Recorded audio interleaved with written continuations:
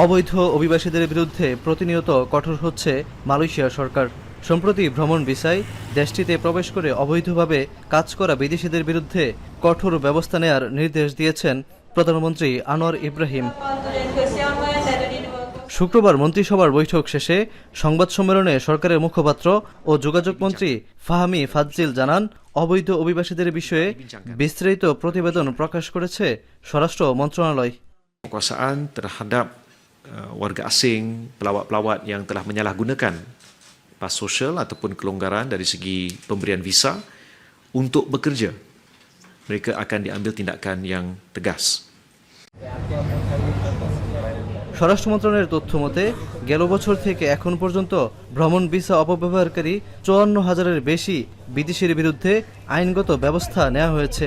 সাম্প্রতিক এক অভিযানে 56 বাংলাদেশি সহ 218 বিদেশিকে আটক করা হয়েছে। Dan hasil daripada penggunaan drone, kita dapat mengesan ada warga asing yang bersembunyi di atas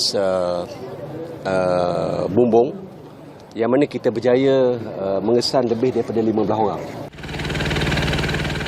সরকার বলছে, দেশের শ্রমবাজার ও নিরাপত্তা রক্ষায় অভিবাসন আইন কঠোরভাবে বাস্তবায়ন অব্যাহত থাকবে এবং ভবিষ্যতেও এ ধরনের অভিযান আরও জোরদার করা হবে।